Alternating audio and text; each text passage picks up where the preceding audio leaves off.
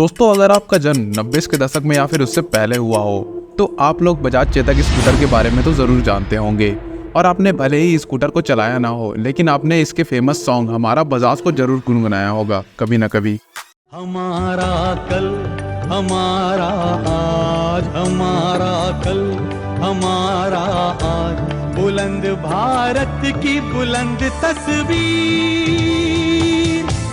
हमारा बजाज हमारा बजाज। दरअसल दोस्तों बजाज चेतक वो स्कूटर था जिसने लगातार कई दशकों तक हर भारतीयों के दिल में राज किया था। अपने समय में दोस्तों ये इतना ज्यादा पॉपुलर हुआ करता था कि उस समय लोगों के लिए स्कूटर का मतलब ही बजाज चेतक हुआ करता था। और दोस्तों आम लोग इस स्कूटर पर अपनी छोटी छोटी फैमिली को लेकर बड़ी शान से चला करते थे। लेकिन फिर बाद में एक ऐसा दौर आया कि लोगों ने स्कूटर को नजरअंदाज करना शुरू कर दिया। इंडियन रोड्स पर राज करने वाला यह स्कूटर सड़कों से धीरे धीरे पूरी तरीके से गायब हो गया। तो दोस्तों आज की हमारी इस वीडियो में हम आपको भारत की उसी चहेते स्कूटर बजाज चेतक की कहानी बताने वाले हैं। तो दोस्तों इंडियन मार्केट में बजाज चेतक की एंट्री साल 1972 में हुई थी और दोस्तों यह बजाज ऑटो कंपनी के द्वारा खुद मैन्युफैक्चर किया गया था। दोस्तों अगर हम बजाज कंपनी की बात करें तो इसे जमुनालाल बजाज जी ने आज से 76 साल पहले 1945 में शुरू किया था। लेकिन दोस्तों उस समय यह कंपनी विदेशी 2 व्हीलर और 3 व्हीलर व्हीकल को इंपोर्ट करके भारत में बेचा करती थी विदेशों से। कई सालों तक यह कंपनी इसी तरीके से बिजनेस करती रही, जिसके बाद दोस्तों साल 1968 में इस कंपनी ने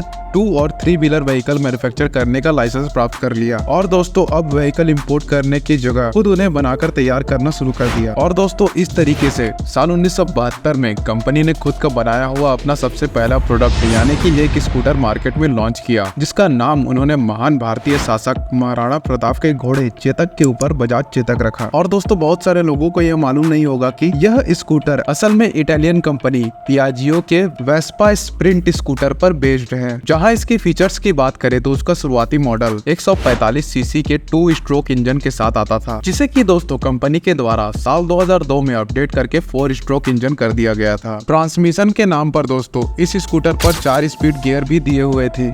साथ ही इसका टॉप स्पीड 90 किलोमीटर प्रति घंटा और दोस्तों माइलेज 62 किलोमीटर प्रति लीटर हुआ करता था। अब दोस्तों जिस समय बजाज चेतक को मार्केट में लॉन्च किया गया था तब दोस्तों इंडियन मार्केट में 2 व्हीलर के रूप में सिर्फ राजदूत और बुलेट जैसी महंगी बाइक ही मिला करती थी, जिन्हें खरीद पाना दोस्तों मिडिल क्लास लोगों के लिए बेहद मुश्किल हुआ करता था। और दोस्तों उस समय अगर किसी मिडिल क्लास व्यक्ति को वाहन की जरूरत होती थी तो महंगा होने के चलते वह चाह कर भी किसी व्हीकल को खरीद पाता नहीं था। इसलिए दोस्तों ज्यादातर लोग अपना काम साइकिल के द्वारा ही किया करते थे। इसके अलावा उस टाइम पर पब्लिक ट्रांसपोर्ट भी बहुत ज्यादा कम हुआ करता था, जिसके चलते आम लोगों को छोटे मोटे सफर करने में भी बहुत सारी परेशानियों का सामना करना पड़ता था। और दोस्तों यही वजह थी कि भारत में लोगों को ऐसे वाहन की जरूरत महसूस होने लगी थी जिसकी सस्ती कीमत के चलते उसे हर आदमी खरीद सके। और दोस्तों लोगों की इसी जरूरत को पूरा करने के लिए बजाज चेतक को मार्केट में उतारा गया। उस समय भारत में सड़कों की हालत बहुत ही ज्यादा खराब हुआ करती थी और ज्यादातर छोटे कस्बों और गाँवों में कच्चे रास्ते ही बने हुए थे।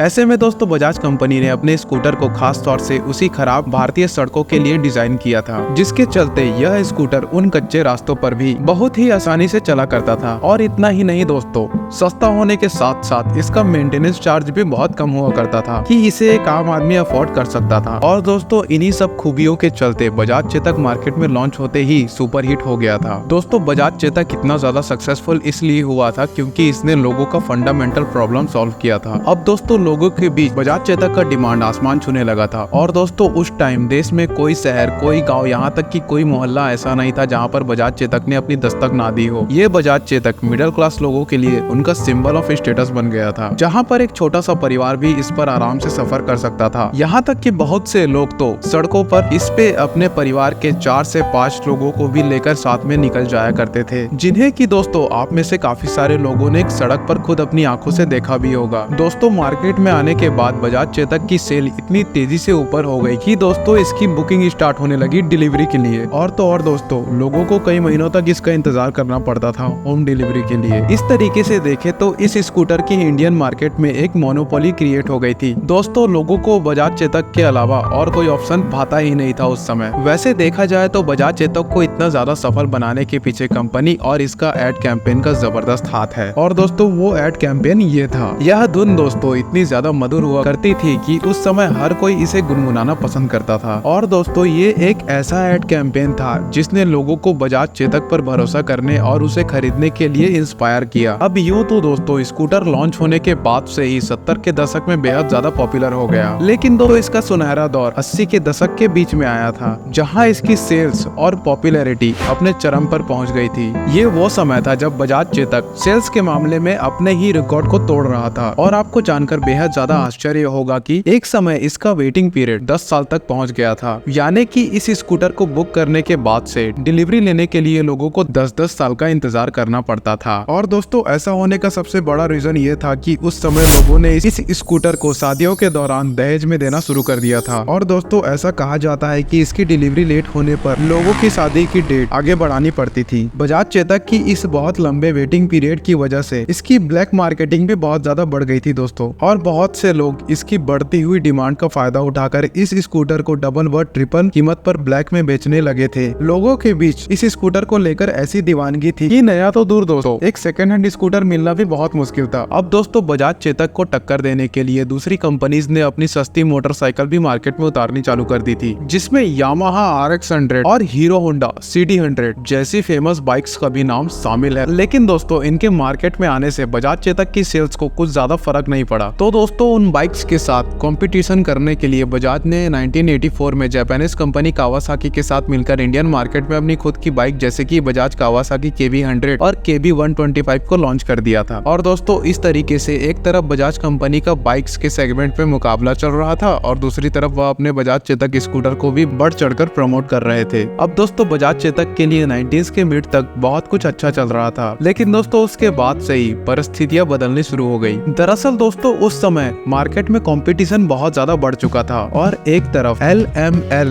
कंपनी के वेस्पा PX और LML सेलेक्ट जैसे स्कूटर्स दोस्तों उसे मार्केट में कड़ी टक्कर दे रहे थे। वही दूसरी तरफ दोस्तों नई टेक्नोलॉजी से बनी होंडा एक्टिवा जैसे टू व्हीलर को मार्केट में लॉन्च किया जा रहा था। इसके बाद दोस्तों जैसे जैसे समय बीतता गया वैसे वैसे लोगों का इंटरेस्ट बजाज चेतक से दूर होता गया और अब लोगों को नई टेक्नोलॉजी से बनी वह बाइक ज्यादा पसंद आने लगी थी, जो कि कीमत में सस्ती होने के साथ साथ परफॉर्मेंस के मामले में भी बेहतरीन थी। अब दोस्तों बजाज कंपनी ने जब देखा कि लोगों का इंटरेस्ट स्कूटर से ज्यादा बाइक की तरफ शिफ्ट हो गया है, तो दोस्तों उन्होंने भी अपना ध्यान चेतक स्कूटर से हटा दिया और दोस्तों नई नई बाइक्स की मैन्युफैक्चरिंग पर अपना ध्यान केंद्रित किया। इसके बाद दोस्तों साल 2002 में कंपनी ने बजाज चेतक को 4 स्ट्रोक इंजन के साथ मार्केट में पेश करके इसके सेल्स को बूस्ट करने की आखिरी कोशिश की, लेकिन ऐसा करने के बावजूद भी इसकी सेल्स में कुछ खास बदलाव नहीं आया, जिसके चलते कंपनी ने दोस्तों साल 2006 में बजाज चेतक के प्रोडक्शन को हमेशा के लिए बंद कर दिया। और दोस्तों इस तरह से लंबे समय तक हर भारतीयों के दिल पर राज करने वाला यह स्कूटर इंडियन रोड से पूरी तरीके से गायब हो गया। इसके बाद साल 2019 में बजाज कंपनी ने स्कूटर चेतक इलेक्ट्रिक को लॉन्च करके फिर से वही 70s वाला मैजिक रिपीट करने की कोशिश की, लेकिन दोस्तों अपने खराब डिजाइन, महंगे कीमत और आउटडेटेड टेक्नोलॉजी के चलते यह मार्केट में कुछ खास कमाल नहीं दिखा पाया।